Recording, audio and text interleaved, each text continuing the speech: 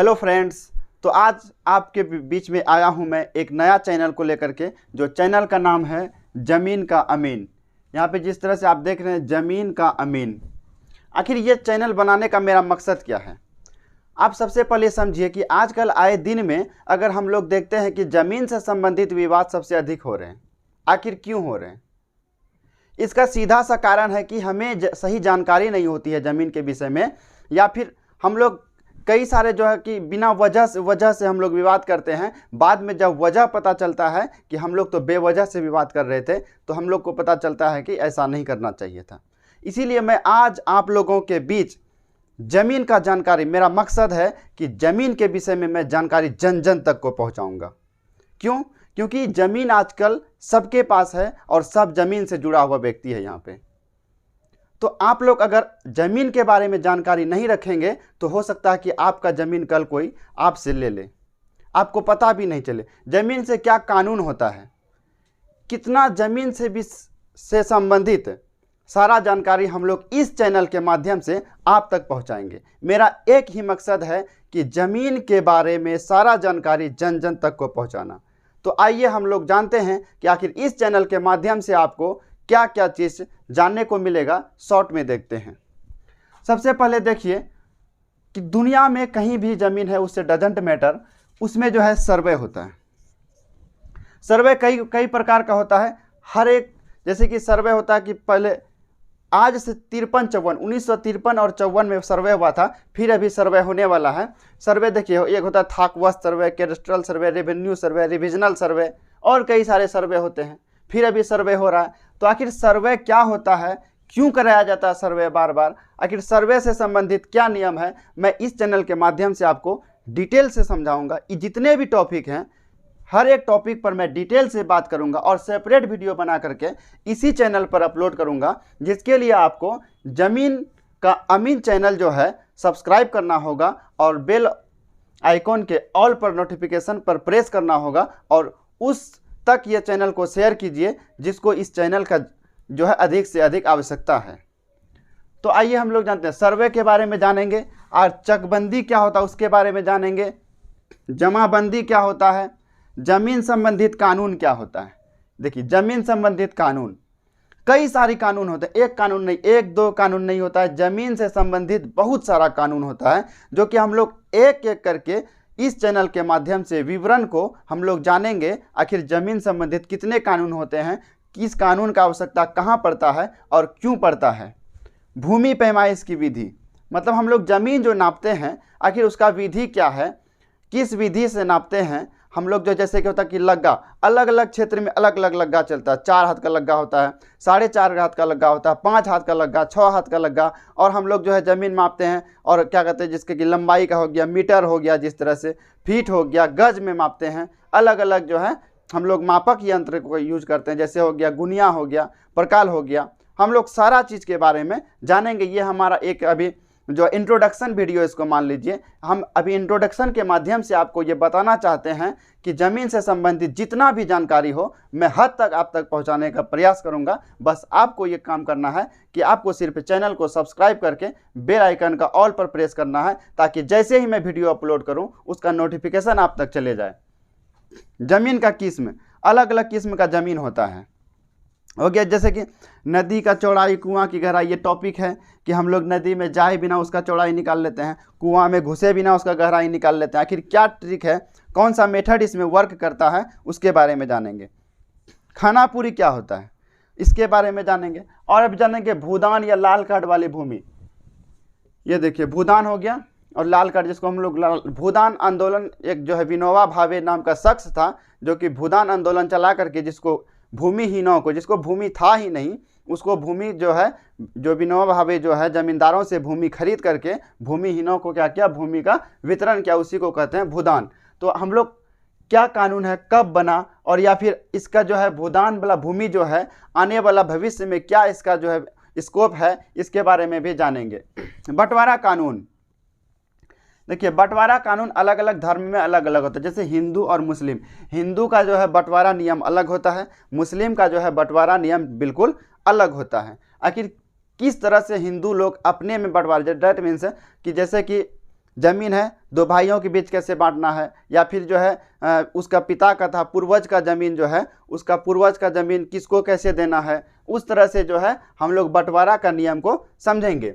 और मुस्लिम उत्तराधिकारी कानून होता है कि मुस्लिम लोग जो है अपने भाई के बीच या फिर अपने जो उनका पत्नी के नाम से भी ज़मीन होता है, इसमें अलग अलग हिस्सा होता है। बेटों को अलग हिस्सा दिया जाता है, बेटियों को अलग हिस्सा, उसका पत्नी को अलग हिस्सा दिया जाता है। तो आखिर किस तरीके से दिया जाता है, किस अनुपात में विभाजित किया जाता है ज़मीन को, हम लोग ज़मीन बंटवारा कानून के माध्यम से जानेंगे।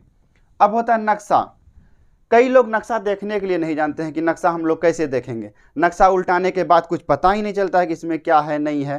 तो मैं आपको इस चैनल के माध्यम से सिखाऊंगा आखिर नक्शा अवेलेबल करके लाइव में बताऊंगा कि किस तरह से नक्शा में हम लोग चिन्ह देख सकते हैं। अलग अलग प्रकार के चिन्ह होते हैं, उसमें लिखा नहीं रहता कि ये कुआं है, ये पेड़ है, ये नदी है, ये रास्ता है, या फिर ये क्या कहते हैं बड़ा सा बगीचा है, कुछ भी लिखा हुआ नहीं रहता उसमें। हमको देखना है और पहचानना है कि आखिर ये चिन्ह क्या है।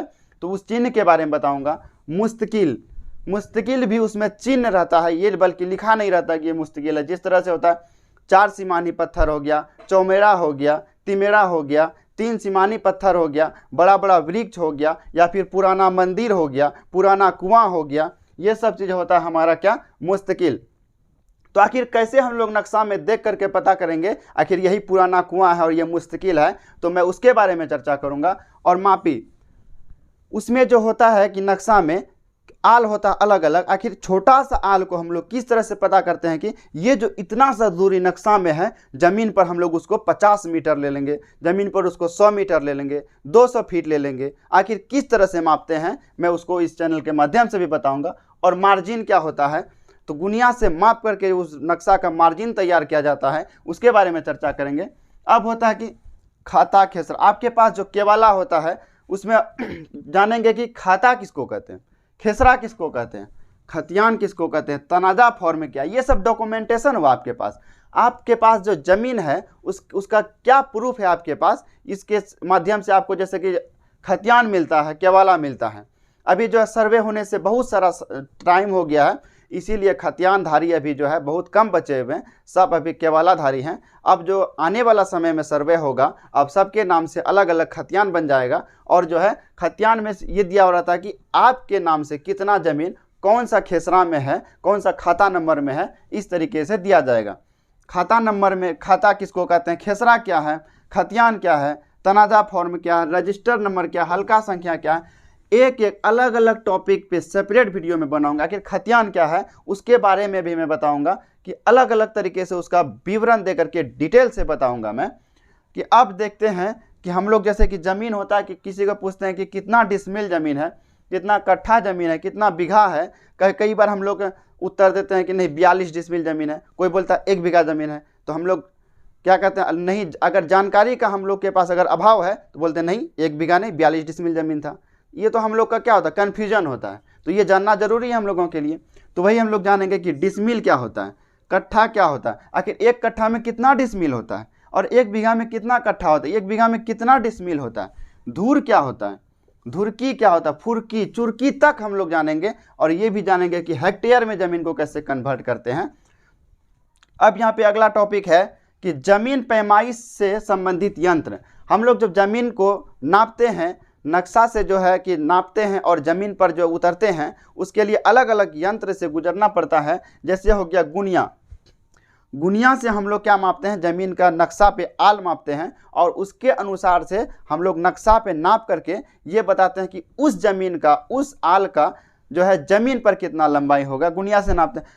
कंघी भी वही काम करता है। जैसे कि गुनिया का पूरा संपूर्ण क्या काम है, हम लोग जैसे कि मैं जानता हूं गुनिया के बारे में किस तरह से हम लोग ज़मीन को नापेंगे, लेकिन आप कैसे नाप सकते हैं उसके बारे में मैं गुनिया के बारे में, गुनिया का चित्र बना करके अलग अलग, आखिर उसका पैमाइश क्या है, आखिर कितना कितना खटाल बना हुआ होता है उसमें, कितना जरीब तक हम लोग नाप सकते हैं, कितना फीट तक हम लोग नाप सकते हैं, कितना मीटर तक नाप सकते हैं, उसके बारे में आपको बताएंगे। गुनिया के बारे में अलग वीडियो बनाएंगे, कंघी क्या है इसके बारे में अलग सेपरेट वीडियो बनेगा। इसी तरह से हर एक टॉपिक, जितना भी टॉपिक हम लोग देख रहे हैं, इसके अलावा भी कई सारा टॉपिक है जिस पे हम लोग अलग अलग सेपरेट वीडियो बना करके आप तक पहुंचाएंगे, ताकि आप लोग जो है आजकल ये बदलते दौर पर जानकार हो सकें।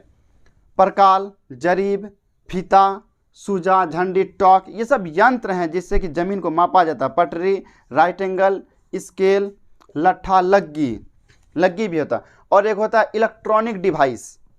इलेक्ट्रॉनिक डिवाइस होता है कि सारा चीज़, जैसे कि ये सारा भी यंत्र जो है उसमें समेट करके उसका मापा जाता है और उसमें टाइम भी कम लगता है, तो उसके बारे में भी मैं बताऊंगा, जिसको हम लोग बोलते हैं ईटीएस मशीन।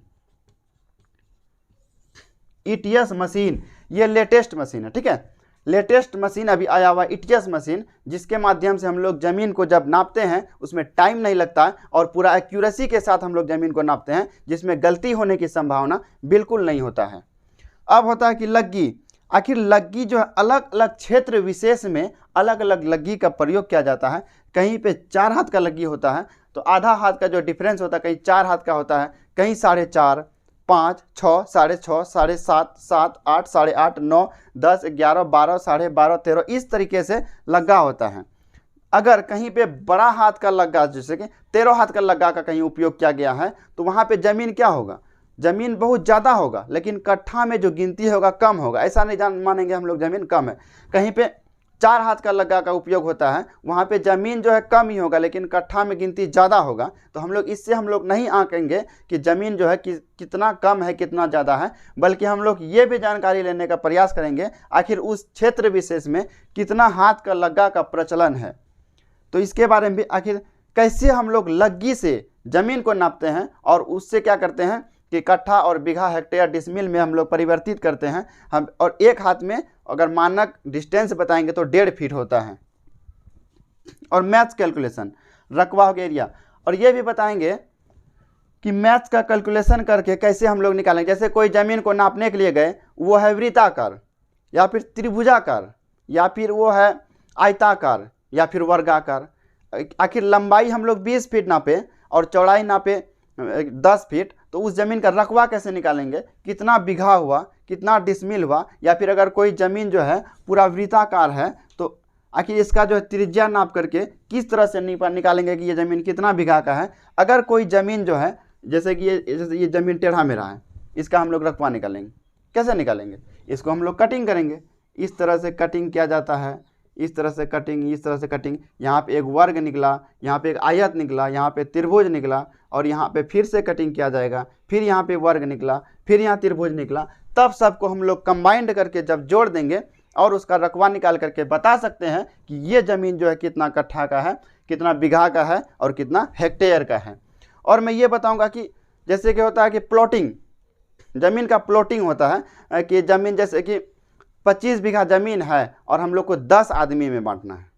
25 बीघा ज़मीन है, एक ही प्लॉट है, और प्लॉटिंग करना है कि 10 आदमी के बीच में बांटना है और सबको समान रूप से एक ही, जैसे कि 25 बीघा ज़मीन 10 आदमी को बांटते हैं, किसको कितना लंबाई पड़ेगा, किसको कितना चौड़ाई पड़ेगा, हम लोग सारा जानकारी इसी वीडियो से प्राप्त करेंगे।